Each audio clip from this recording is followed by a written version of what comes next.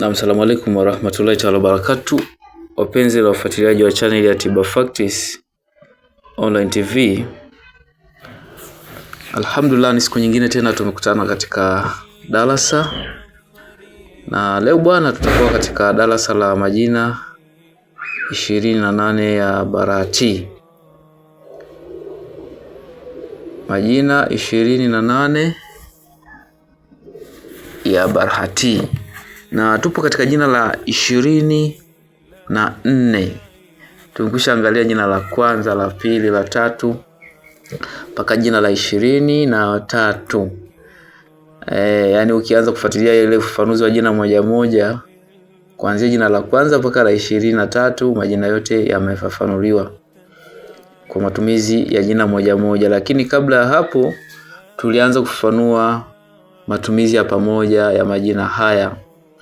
Namna gani mtu anaweza kutumia majina haya katika kutatua na kuondosha shida mbalimbali za kimaradhi, kiuchumi, kifedha na mambo mengine. Lakini tukaja tukaangalia matumizi ya kombe la barati, namna gani ya majina yanaweza kutumika kuandika au yakaandikwa kama kombe na mtu akatumia kwa ajili ya kuondosha maradhi au matatizo fulani fulani. Tukajifunza pia namna gani tunaweza tukatumia majina haya katika kusoma rukia. Rukia ni kisomo maalum ambacho rukia kwa tafasiri ya Kiswahili ni zinguo la uchawi au nguvu za kijini. Kwamba mtu anapokuwa na majini katika mwili wake au ana uchawi amelogwa, basi anaweza akafanywa kisomo ambacho kikawa ni cha kuzingua ule uchawi usiwe ni wenye kuendelea kumpa shida. Lakini baada ya hapo ndo tukaanza kufanua jina moja moja. Sasa leo bwana, tutakuwa katika jina la 24 la barati ambalo linaitwa Shamhahiri. Shamhahiri. Hili ni moja katika majina yale 28 ya barati, na hili ni jina la 24. Sasa moja kati ya sifa za jina hili la barati ni mtu kuwa na uwezo wa kujulishwa. Yani huyo mtu anayelitumia jina hili anakuwa na uwezo wa kujulishwa njama wanazompangia maadui zake pindi wanapokusudia kumfanyia ubaya. Yani kama wewe unataka maadui zako wanapokuwa wamepanga njama labda za kuja kukuzuru au kufanyia fitina fulani fulani, basi uwe unajulishwa. Sasa hapa ni ima ujulishwa kwa mmoja katika wale watu watakaokuwa mpanga njama ile, aweze kutoka mmoja wao kuja kukuambia, aidha ujulishwe katika ndoto. Hili ndo jina la 24 ambalo linaweza likakusaidia katika jambo hilo. Kwa hiyo unaweza ukawa unaishi na watu, mnacheka vizuri, mnafanya biashara, mnafanya kazi kwa ushirikiano, lakini kumbe kuna watu nyuma yako wanakupangia njama. Na pale utakapokuwa ufahamu njama zao, basi mwisho wa siku unaweza ukatumbukia katika mitego yao na ukaangamia. Lakini kama Mwenyezi Mungu atakunusuru na njama zao, basi utakuwa una uwezo wa kuescape au kujitatulia hilo jambo kabla matatizo hayajakufika. Sasa sifa ya jina hili ni kumfanyia mtu jambo hilo. Sasa namna gani unaweza kuitumia jina hili la kuwa na uwezo wa ya kutambua hizi njama za maadui zako. Lakini pia mbali na kuwa na uwezo wa kutambua njama za maadui zako, jina hili pia lina uwezo wa kukupa nuru kubwa. Unapata nuru kubwa sana. Nuru ni kitu ambacho kinamuongoza mtu katika mambo ya khairati, anakuwa ni mtu mwenye bahati. Sasa wewe fikiria mfano watu wamekupangia njama. Alafu katika watu labda 6, mmoja akatoka kutoka kule akasema, bwana una habari? Hapana. Bwana iko hivi. Wewe bwana umepanga kukuua. Umepanga kukuua. Sasa wewe jiandae. Na aliyepanga kukuua ni fulani na fulani na fulani. Mimi mwenyewe nilikuwa kwenye hicho kikao, lakini mimi kwa kweli sijaridhika nimeona bwana nikwambie ndugu yangu, sio ukaangamia. Lakini yeye ni miongoni mwa watu waliopanga hiyo njama. Ila sasa kwa kuwa Mungu anakuwa amemchagua aje kukuambia kulingana na ile nguvu ya lile jina, basi inatokea tu mtu mmoja katika wale anakuja kukuambia. Sasa sio jambo dogo, ni nuru kali, lazima uwe na kitu kikubwa kinachoweza kukusaidia katika kubambanua matatizo kama haya. Kwa hiyo huyu mtu anakuwa na uwezo wa kuzijua njama za maadui zake, lakini pia anakuwa na nuru kubwa itakayokuwa ni mwangaza katika maisha yake. Sasa kama unahitaji kuzifahamu mbinu za maadui zako pindi wanapopanga njama za kuja kukudhuru wewe, basi unatakiwa uliandike jina hili la Shamhahiri, jina la 24 katika yale majina 28 ya Barati. Uliandika katika karatasi kwa kutumia wino wa kalamu ya kawaida. Unaweza kutumia kalamu nyekundu au blue au nyeusi, sababu hapa hakuna sharti utumie wino gani. Kwa kutumia kalamu ya wino wowote. Kisha ukishaliandika jina hili mara moja tu, alafu utaandika na nia yako hapo. Utaandika na nia yako hapo, unahitaji maadui zako watakapopanga njama za kuja kukuzuru, basi wewe ufahamishwe. Ukishaandika na nia yako hapo chini, baada ya kuandika Shamhahiri kwa Kiarabu lakini, alafu karatasi hiyo utakuwa moja, ima wewe unatembea nayo, unatembea nayo. Utakapokuwa unatembea nayo hapo, kama mtu yoyote au watu wote watakuwa wanapanga njama za kuja kukuzuru wewe, atatokea mmoja katika wale watu katika lile kundi aje kukufahamisha ile taarifa, au aidha kama sio katika miongoni mwa wale waliofanya yani kufanya hila ile ya kukupangia zile njama, basi mmoja wao katika wale atatoka na kwenda kumwadishia mtu mwingine wa pembeni na wale waliopanga njama, alafu yule mtu aliyehadisiwa kule ndo atakayekuja kukwambia wewe habari hiyo. Ila sharti karatasi hii uwe unatembea nayo ima katika pochi au wallet au katika mfuko wako wa nguo unayokuwa umeivaa siku, labda ni suruali, ni sheti au ni trouser, gauni, vyovyote vile. Hiyo ni njia ya kwanza. Ikiwa unatembea nayo, basi ikatokea watu wanapanga njama zako za kukuzuru, unaweza ukafahamishwa kwa njia hiyo. Lakini njia ya pili, unaweza ukachukua karatasi hiyo unaiweka mahali fulani katika nyumba yako. Sasa hii sio kutembea nayo, maana unaweza labda kuandika 2 au kuandika 1, ukachagua mimi nataka niwe nafahamishwa mambo yangu au njama wanazonipangia maadui zangu kupitia ndoto. Kwa unaiweka katika nyumba yako, sehemu fulani katika nyumba yako, ila sehemu ambayo haitofikiwa na watu kwa urahisi. Bimana tunachomaanisha hapa, watu wasiweze kuihamisha na kuweka pahala pengine. Unaweka hapo kwa nia ya kuhitaji pindi adui yako yoyote atakapopanga njama za kuja kukuzuru wewe nyumbani kwako, wewe basi ufahamishwe jambo hilo kupitia ndoto. Basi ukifanya hivyo, inshallah kwa uwezo wa Mwenyezi Mungu utajulishwa jambo hilo. Hii ni moja kati ya maajabu ya nguvu za majina ya Barati. Majina haya yana matumizi mengi sana. Kama utakuwa ulikuwa unanifuatilia kuanzia jina la kwanza mpaka leo, utakuwa umejifunza vitu vingi sana. Labda tu wewe unasahau, lakini bado nafasi ya kujifunza unayo, kwa sababu hata kama umesahau, majina haya yako mtandaoni. Muda wote, saa yoyote, usiku, mchana, asubuhi au jioni, unaweza ukaweka zako bando ukaanza kufuatilia jina moja moja, uangalie jinsi yanavyotumika katika matumizi tofauti tofauti. Kwa hiyo hizi ni moja kati ya nguvu za majina haya Barati. Kumbuka majina haya yanatumikishwa na mahudamu. Yaani mahudamu ni watumishi. Sasa tunapozungumza hili neno mahudamu, watu wengi wanashindwa kulielewa. Jamani, mahudamu ni watumishi wanaokitumikia kitu, na vitu vingi vina mahudamu. Vina mahudamu. Hebu tuanze mfano tu kwamba binadamu ana mahudamu na yeye kwanza. Mahudamu gani? Tuchukulie kwa mfano wale ambao ni malaika ambao Mwenyezi Mungu amewaeleza katika sura tofauti tofauti. Wapo malaika miongoni mwa malaika kazi yao wewe ni kukutumikia wewe, kukuletea riziki kila siku.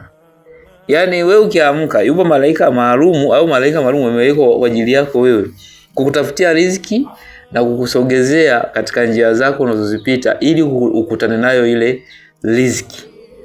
Sasa swali linakuja, je, hawa si watumishi wako? Jibu ni kwamba wewe wale wanakutumikia. Kwa mahudamu au hudamu ni neno tu linasimama kama vile mtumishi. Lakini pia hebu turudi kwenye sura za Qur'ani. Sura za Qur'ani unaambiwa ukisoma sura hii utapata nini? Ukisoma sura hii utapata, mfano wanakuambia ukisoma sura fulani utapata ulinzi. Mfano labda kul a'udhu binasi na kul a'udhu birabbil falaq. Ukisoma unapata ulinzi. Je, ni sura ndio inakulinda? Hapana.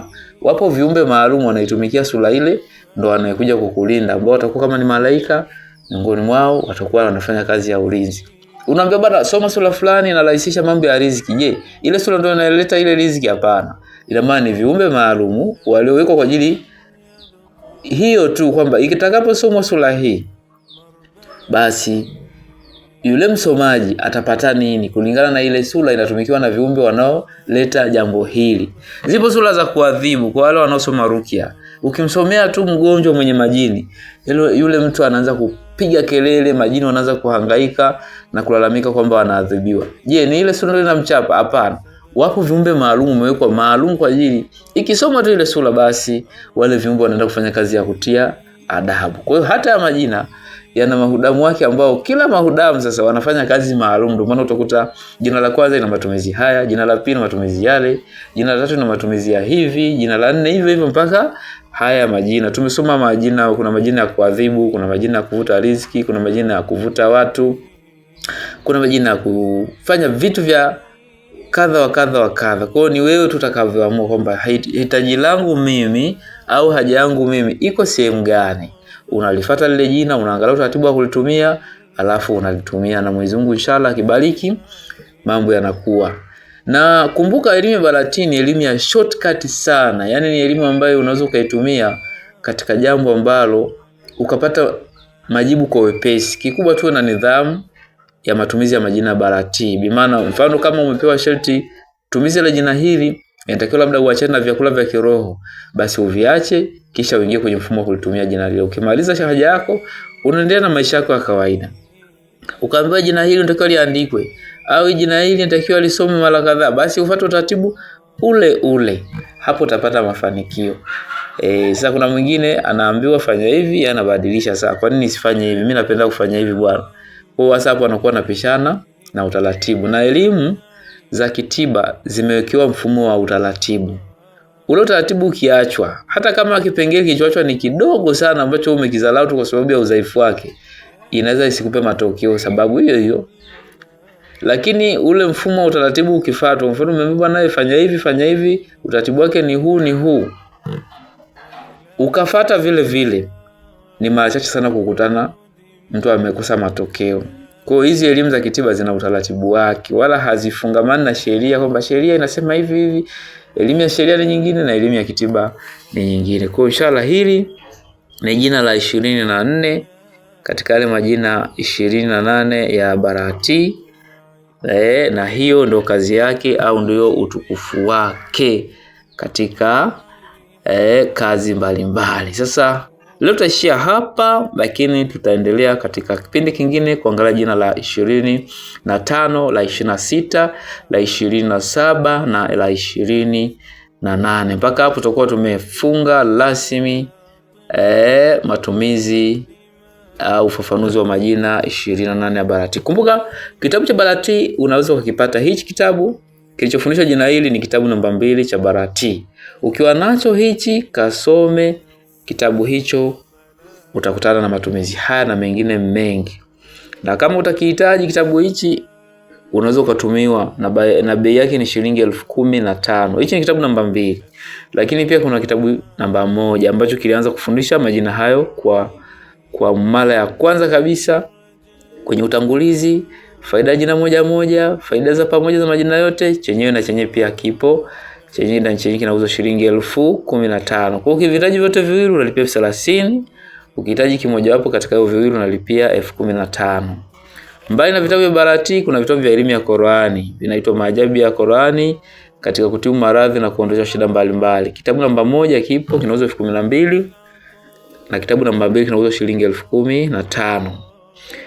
Pia kuna kitabu cha Abjadi. Hichi kimefundisha elimu za herufi zile.